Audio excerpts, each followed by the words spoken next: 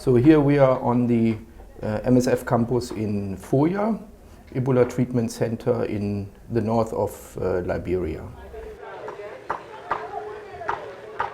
This is the laboratory complex here in the middle of the, now we move around.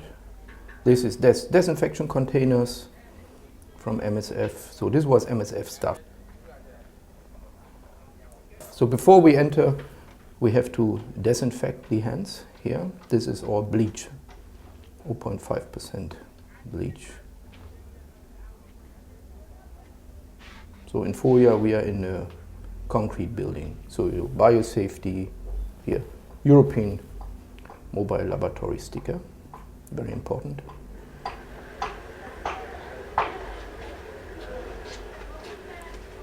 So this would be also the way of the samples. So if MSF is coming with the samples or Red Cross, so they would come here, so the samples are registered here in the book. So this is Antonino, the team lead at this time, from Spallanzani in Rome. This is actually the box where the samples are being inactivated. It's running with negative pressure so that nothing can get out of the box. So you have filter systems, and this is the air suction system.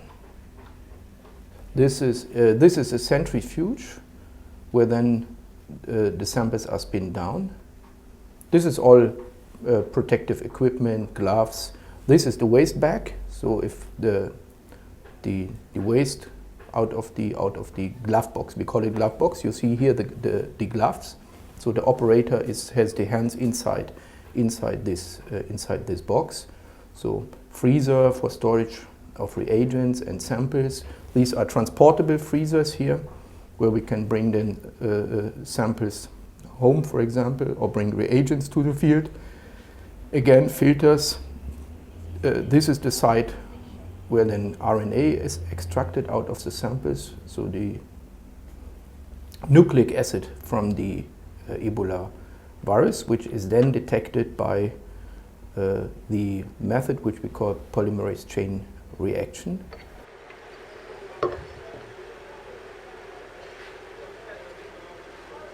So we have covered all the walls with plastics so that they can easily be disinfected. So there is no risk of contamination, or at the end of the mission it can be removed and then the building is safe.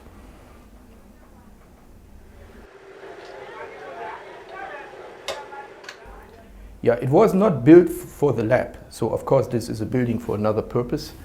But here it's a quite convenient situation because we have several rooms. So we have one room for sample reception and inactivation. So the first room. Now we are in the second room, where the so-called master mix. This is these are the reagents for the assays are set up in a very clean environment in these small tents, actually, in these small plastic tents, to be in a very clean environment and to prevent contamination. Contamination means that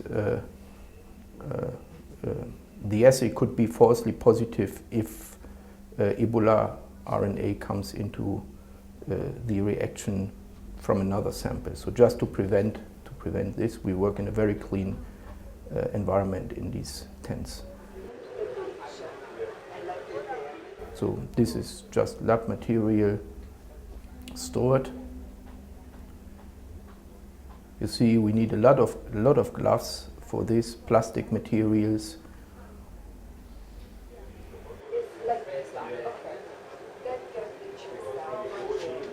So all the material is transported. The logistics is not easy from Europe to the site. So we send it with usually with commercial companies up to Monrovia in this case, and then from Monrovia is it brought to the field here to the lab.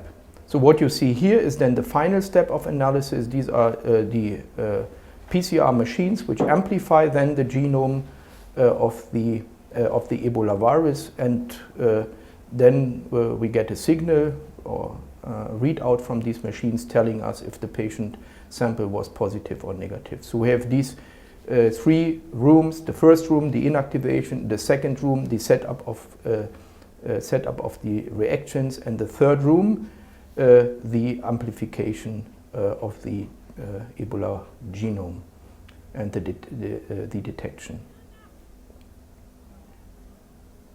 And the setup is like in a regular diagnostic facility, like in Europe. That we usually also have a separation of 3 rooms for these steps. So the orange boxes is for transporting the lab. So the lab, everything what you have seen here was in these orange boxes and can be transported with regular commercial transport systems like commercial flights. So when we came initially to the field to Gekedu, so it was nearly half a ton, about 20 of these boxes. So one box is not heavier than 32 kilograms because that is what you can transport in a commercial airplane. So you don't need specific logistics, so you can deploy immediately. The team takes the boxes, everyone takes four or five boxes into a commercial airplane, and you can deploy within 1 day. So this is actually then the office where we print out the results and we deliver the results to MSF or to Red Cross. The lab staff has no contact with the patient. We are not trained to get in contact with the patient. So the blood is taken by MSF staff or by Red Cross staff, and they bring the blood to us. And it is very, very important that they properly package the material so that we don't need to fear that there is contamination on the outside of the containers or the bags with the blood. So once you leave the lab on this side, of course, you also have to disinfect again your hands. So this is very important. Everywhere on the campus of MSF, you have these containers with bleach to disinfect the hands, to disinfect the shoes.